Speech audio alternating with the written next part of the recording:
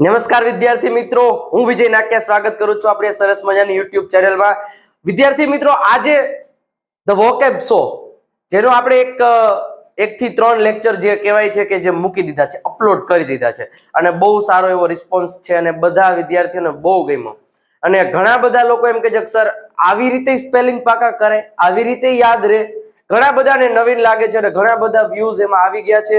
ઘણા બધા લોકો એ વિડીયોને લાઈક પણ કરી દીધા છે અને ઘણી બધી લાઈક્સ આવી ગઈ છે। તો એવી જ રીતે આપણે પણ આ વિડીયોને લાઈક કરી દેશું એટલે જેથી મને ફટાફટ આવા વિડીયો બનાવવાનો ઉત્સાહ જાગે, બરોબર છે?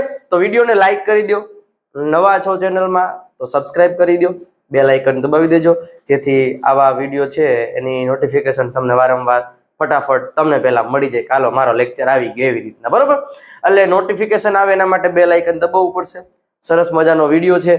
આજે ઘણા બધા સ્પેલિંગ છે એ તમે એક સ્પેલિંગની મદદથી, જે આપણને ખબર છે રૂટ વર્ડ કોને કહેવાય, સફિક્સ, પ્રિફિક્સ, આ શું છે એનો વિડીયો તમે નથી જોયો હજી તો આની પહેલાનો જ આ એપિસોડ નંબર 4 છે। એપિસોડ નંબર 3 માં મેં તમને કીધું છે સરસ મજાની રીતે એકવાર એ વિડીયો જોઈ લ્યો એટલે તમને બહુ મજા આવશે આ વિડીયો જોવાની। ખબર પડશે કે સફિક્સ પ્રિફિક્સ શું છે, ક્યારે ક્યાંક સફિક્સ લાગે ને ક્યાં પ્રિફિક્સ લાગે। તો પેલા એ જોઈ લ્યો, પછી આ જોશો તો વધારે ખ્યાલ આવશે। અને હું તો એમ કહું છું કે એપિસોડ 1 થી 4 આ ચોથો છે, 3 નથી જોઈ તો પેલા એ જોઈ લ્યો, એમાં તો એના કરતા વધારે મજા આવશે, બરોબર? અને એના કરતા આમાં વધારે મજા આવશે। તો શું કે છે ધ વોકેબ શો, જે આપણો શો ચાલે છે એમાં એપિસોડ નંબર 4 માં પહોંચી ગયા છે। એક સ્પેલિંગ ની મદદથી બીજા સ્પેલિંગ કેમ ભાઈ બનાવવા, મેજિક ટ્રીક, સ્પેલિંગ પાકા કરવાની ચિંતા હવે છોડી દો। શરૂઆત કરીએ તો પેલો આપણે લોજી, સુનોજી, પાછળ એક શબ્દ આપણે જે આના પહેલાનો જે વિડીયો છે એમાં લોજીની જ વાત કરી હતી। લોજી લેટિન વર્ડ છે, એનો મતલબ અંગ્રેજીમાં સ્ટડી થાય છે, ગુજરાતીમાં એનો અભ્યાસ થાય છે। ઘણા બધા આપણે લોજી વાળા જોયા, બાયોલોજી ને એવા બધા શબ્દો જોયા હતા આપણે લાસ્ટ લેક્ચરમાં, કેમ યાદ રખાય એ આપણે જોયું હતું। હવે એક શબ્દ આવ્યો છે મેથોલોજી। તો મેથોલોજી એટલે શું થાય? પૌરાણિક કથાઓનો અભ્યાસ।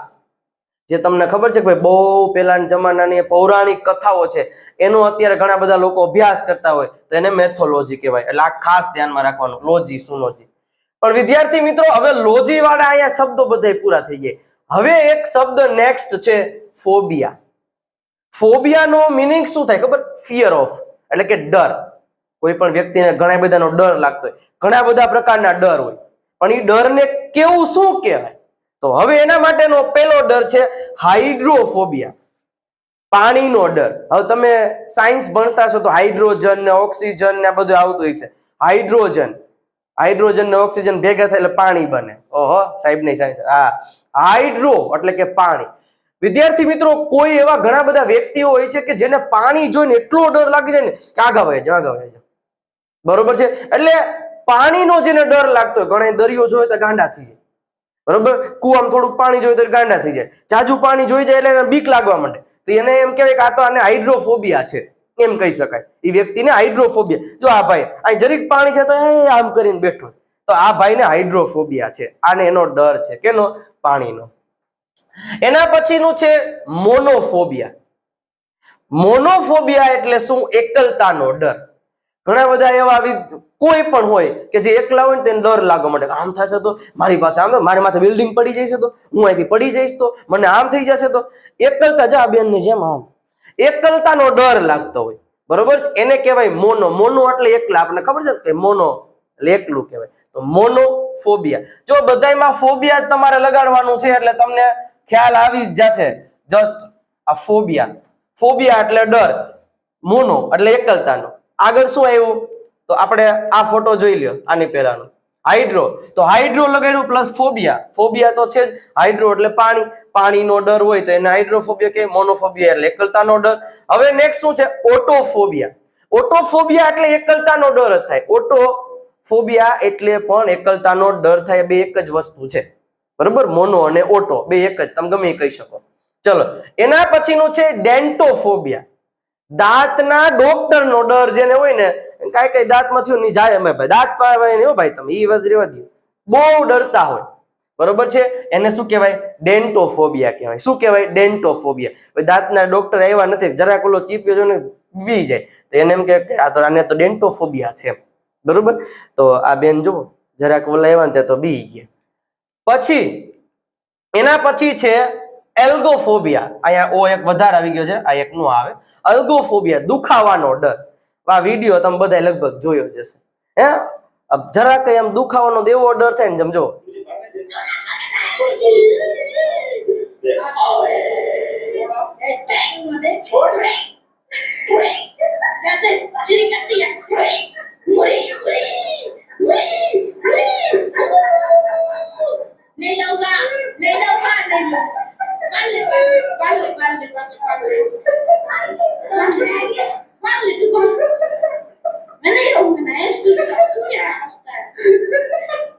ઘણાને એવો ડર લાગતો હોય, પણ એ ડરને છુપાવવા માટે પછી ઘણા એવા નખરા કરતા હોય.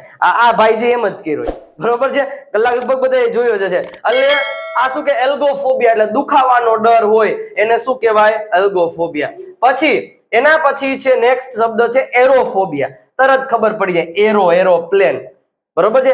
એરોપ્લેન એટલે ઉડવાનો ડર. ભાઈ જરાક આમ ઉડવાનું વાત કરી હોય કે એરોપ્લેનમાં પહેલી વાર જતા હોય પ્લેનમાં, એટલે એને જેને ડર લાગે તો આપણે એમ કહીએ કે આને એરોફોબિયા છે, બરોબર છે. એટલે આવા પ્લેનમાં બીતા હોય અમુક લોકો, બરોબર છે. એના પછી છે એક્રોફોબિયા. એક્રો એટલે ઊંચાઈ. ભાઈ ઊંચાઈથી ઘણાને ડર લાગતો હોય.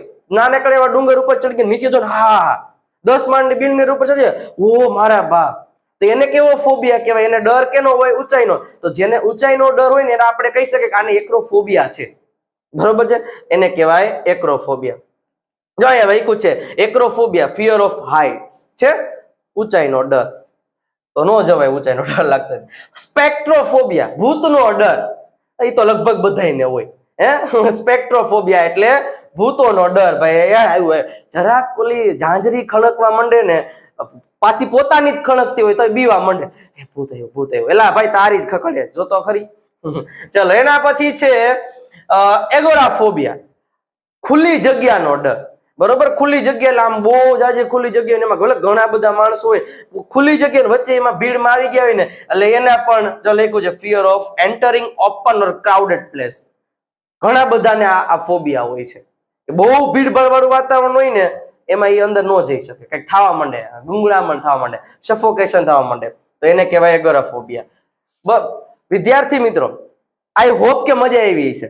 નાનકડા વિડીયો છે પણ એવી જાણવાની મજા આવી જાય કે ભાઈ ઓછા સમયમાં ઘણું બધું જણાઈ જાય છે, બરોબર છે. તો આવા સરસ મજાના વિડીયો ગમતા હોય પહેલા લાઈક કરી દો. અત્યારે જોયો તો લાઈક કરી દો, સબસ્ક્રાઇબ કરી દો ચેનલને, અને કોમેન્ટ કરી દો કેવો વિડીયો લાગ્યો. અને સાથ વિદ્યાર્થી મિત્રો સબસ્ક્રાઇબ ખાસ કરી દેજો ચેનલને, જેથી મને ઉત્સાહ આવે કે ભાઈ નહીં આના કરતા હું બેસ્ટના બેસ્ટ વિડીયો જે તમને છે દરરોજ આપણે 9 વાગે તો એકાદો વિડીયો આવી જ જાય છે સાંજના, તો એ આવી જાય અને તમને સરસ મજાની રીતે કંઈક ને કંઈક જાણવા મળે. તો આ વિડીયો છે નો સમજાય તો 2-3 વાર જોવાનું કે ભાઈ કેનો ડર હોય તો એને શું કહેવાય.